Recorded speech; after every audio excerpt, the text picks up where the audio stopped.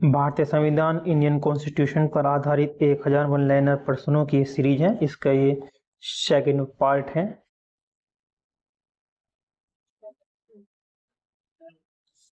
संविधान के भाग 5 में केंद्र सरकार की व्यवस्था है और संविधान के भाग 6 में राज्य सरकार की व्यवस्था है। भाग 8 में केंद्र शासित प्रदेश का वर्णन है। भाग 9 में पंचायती राज व्यवस्था का उल्लेख किया गया है और भाग 9A में नगर पालिका से संबंधित प्रावधान है।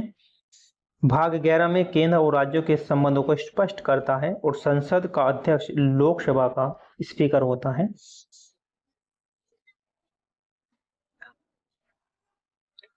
नेक्स्ट का आगे को उपराष्ट्रपति राज्यसभा का सभापति होता है। राष्ट्रपति का महाभियोग अनुच्छेद 61 में ये वर्णित है।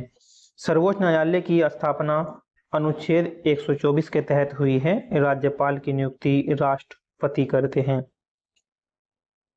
राज्यपाल का कार्यकाल 5 वर्षों का होता है और राज्यपाल का जो संवैधानिक राज्यपाल राज्य का संवैधानिक प्रमुख होता है।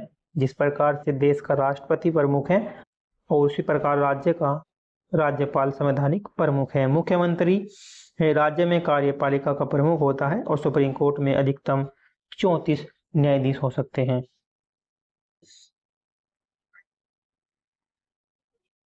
अनुच्छेद 226 उच्च न्यायालय को विशेष अधिकार देता है और भारत में एकल नागरिकता की व्यवस्था है।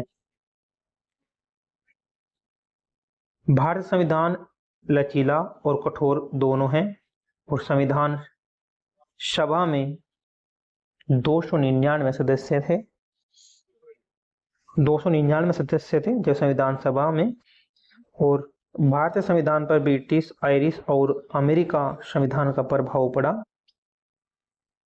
संविधान की प्रस्तावना को संविधान की आत्मा भी कहा जाता है। प्रस्तावना में कुल 5 प्रमुख उद्देश्य वर्णित हैं। न्याय 3 रूपों में सामाजिक, आर्थिक, राजनीतिक वर्णित है। स्वतंत्रता, विचार, अभिव्यक्ति, विश्वास, उपासना और संघ की दी गई है। समानता कानून के समक्ष और अवसरों की समानता है। बंधुता व्यक्ति की गरिमा और राष्ट्र की एकता का प्रतीक है। मौलिक अधिकार न्यायालय द्वारा संरक्षित होते हैं। मौलिक कर्तव्य की संख्या 11 है। पहले 10 थी, एक बढ़ा दी गई तो अब 11 है। मौलिक कर्तव्य संविधान में नहीं है।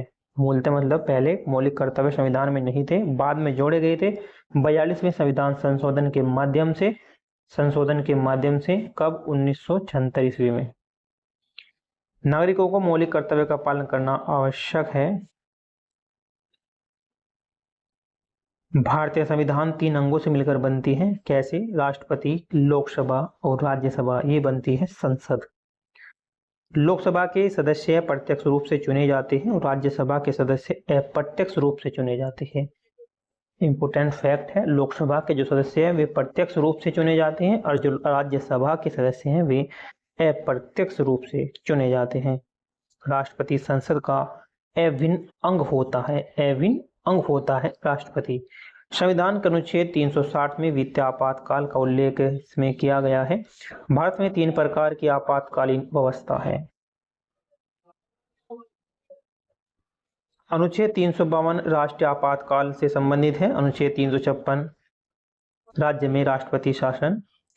अनुच्छेद 360 वित्तीय आपातकाल और नीति निर्देशक तत्वों को न्यायालय के द्वारा लागू नहीं किया जा सकता। नीति निर्देशक तत्वों को न्यायालय के द्वारा लागू नहीं किया जा सकता। अनुच्छेद 39B 39C सामाजिक समानता से संबंधित है। संविधान में अनुसूचियां कुल 12 हैं। जब संविधान बनकर तैयार हुआ तब अनुसूचियों की संख्या 8 थी, लेकिन वर्तमान में 12 है। पहली अनुसूची राज्य और केंद्र शासित प्रदेशों की सूची देती है।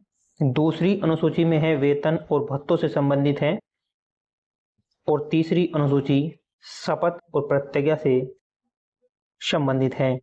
चौथी राज्यसभा में सीटों का विभाजन से संबंधित है और जो 5वीं अनुसूची है अनुसूचित जनजातियों से ये संबंधित है। 5वीं।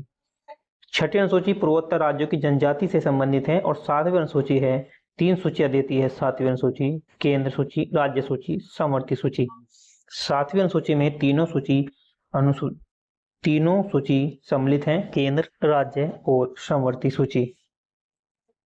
वहीं 8वीं अनुसूची में मान्यता प्राप्त भाषाओं की सूची है, जिसमें 22 भाषाओं को मान्यता इसमें दी गई है। ये थे 51 से 50 तक के क्वेश्चन।